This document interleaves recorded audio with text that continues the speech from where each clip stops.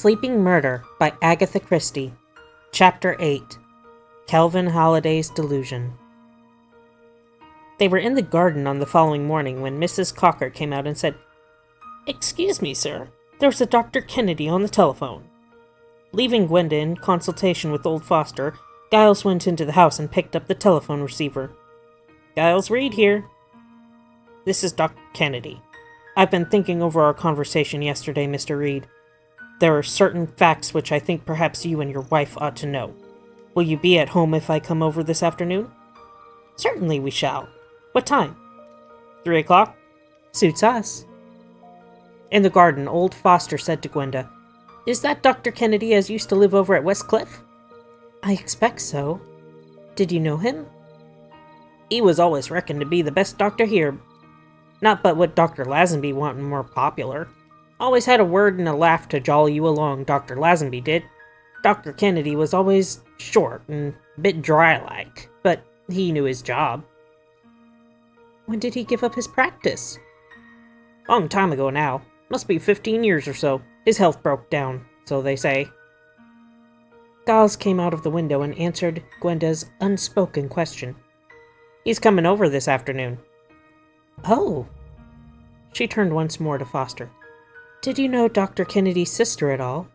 "Sister? Not as I remember. She was only a bit of a lass. Went away to school and then abroad, though I heard she'd come back here for a bit after she married. But I believe she run off with some chap.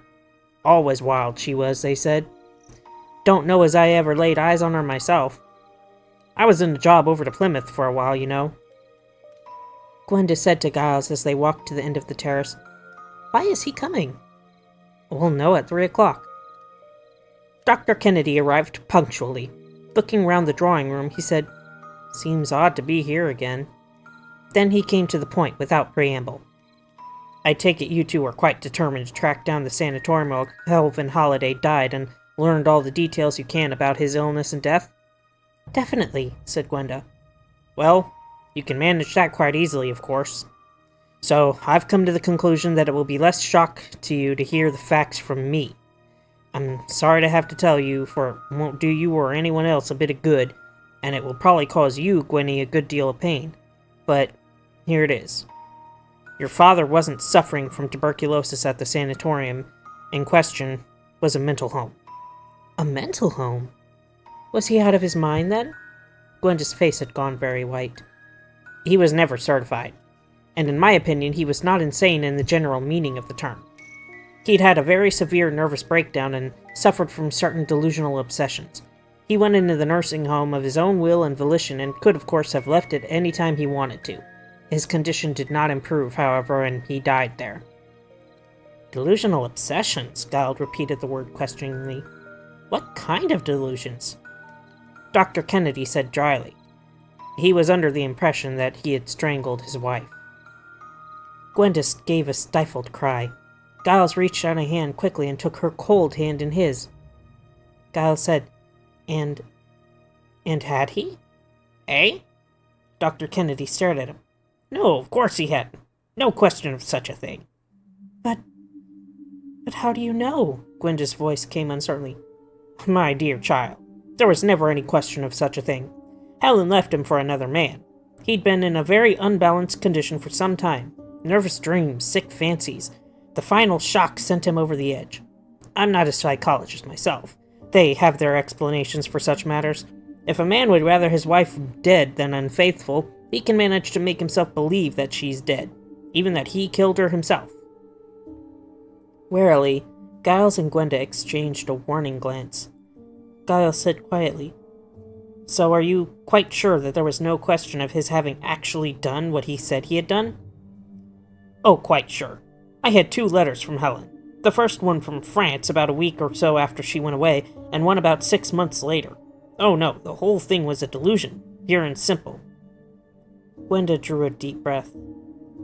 "Please," she said, "will you tell me all about it?" "I'll tell you everything I can, my dear.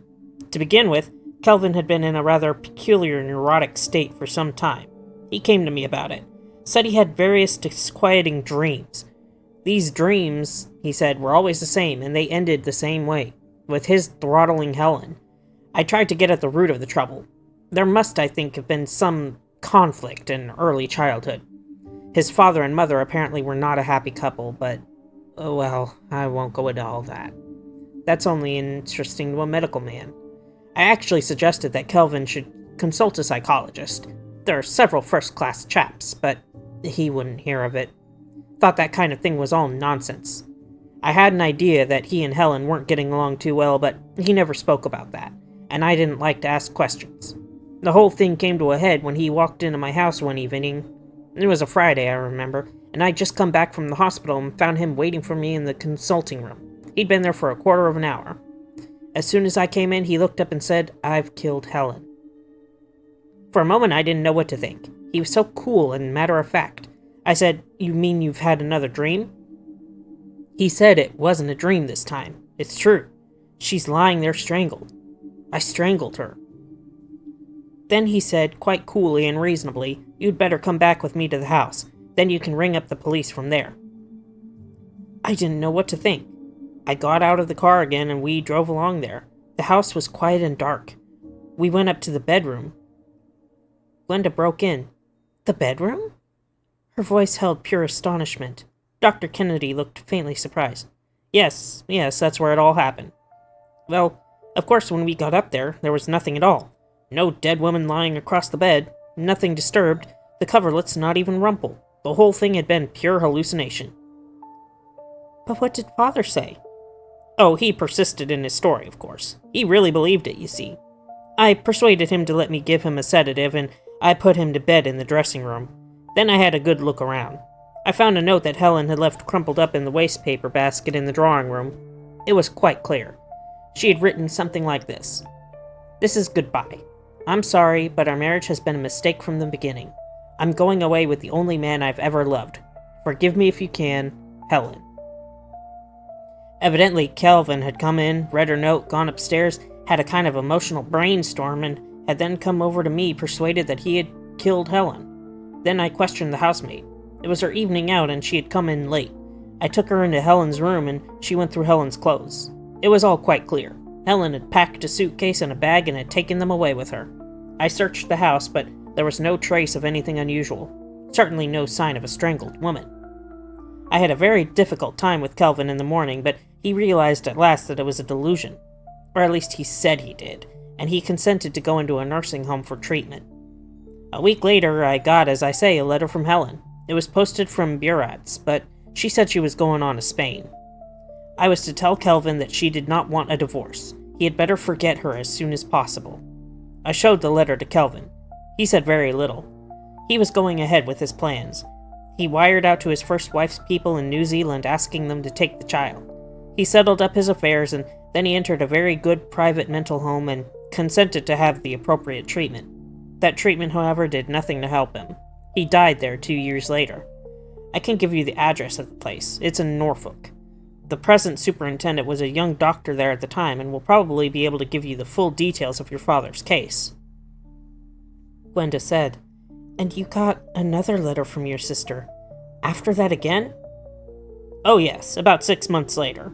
She wrote from Florence. Gave an address poste restante as Miss Kennedy. She said she realized that perhaps it was unfair to Kelvin not to have a divorce, though she herself did not want one. If he wanted a divorce, and I would let her know, she would see to it that he had the necessary evidence. I took the letter to Kelvin.